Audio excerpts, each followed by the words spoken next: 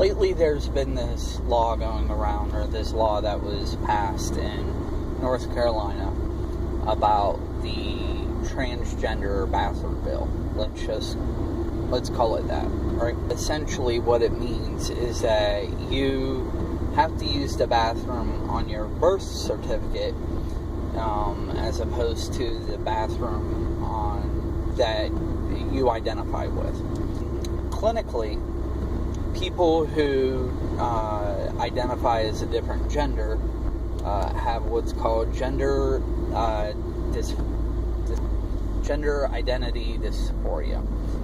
Essentially, it means that they were born as one gender, but they don't identify. They don't feel like that gender. One of the things that get brought up are boys and girls whenever they're younger. Girls will sometimes play with guns, boys will sometimes play with Barbies, and then around at 3, that starts to level out.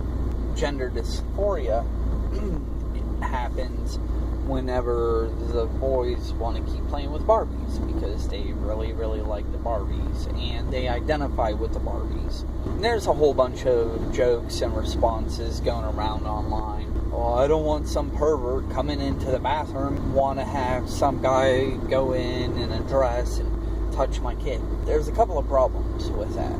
One, transgender people have been going into the bathrooms with our wives and daughters for years. No one said anything.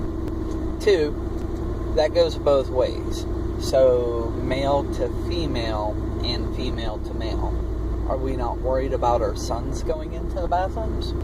This is a bathroom where women sit down and men have a divider whenever they stand up. So what you're assuming is that some transgender person is going to walk into the bathroom and peek their head up over the divider or poke their head around the divider to get a look at what you've got going on.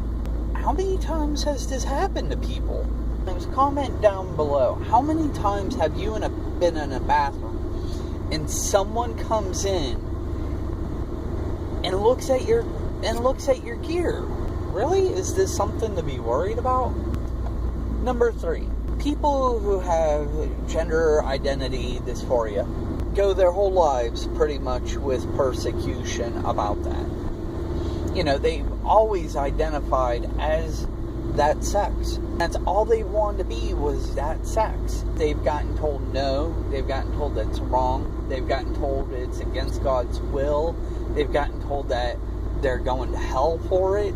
All the nice things that we should tell people is exactly what they've been told. To do gender reassignment surgery, I looked it up. There's a place in Philadelphia that does it.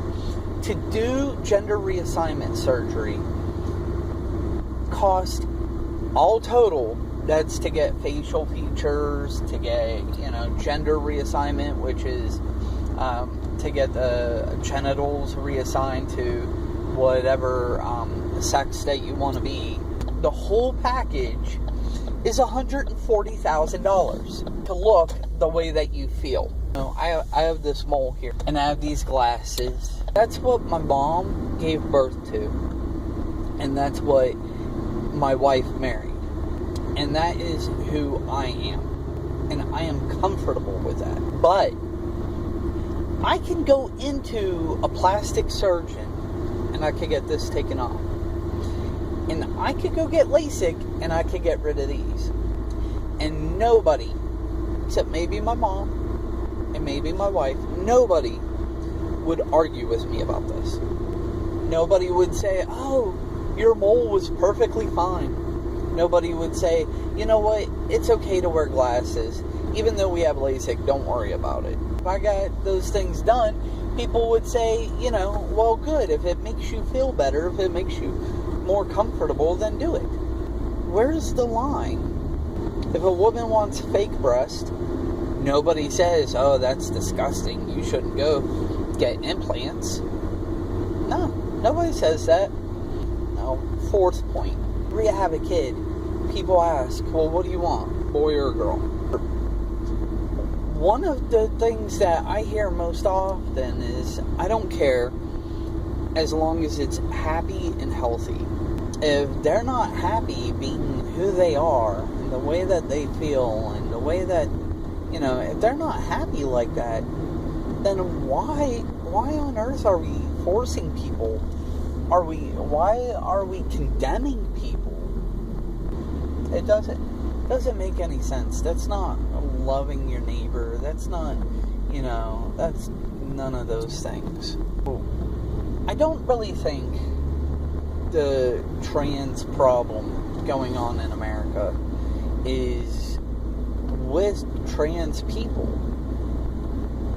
In fact, I know it's not with trans people, because in all honesty, trans people just want to be who they are. The problem that people have thinking that their morality or their decision-making process is really the only way, to live. I've been to a couple of those countries where if you don't fit their ideal of morality, then we'll lock you up. We'll put you to death. If we're against that way of life, and even from a religious standpoint, if you don't believe in what they believe in, then why are you using the court system? Why are you using the law to force those same ideas on other people? It doesn't make any sense. Comment, share, subscribe if you think this is appropriate,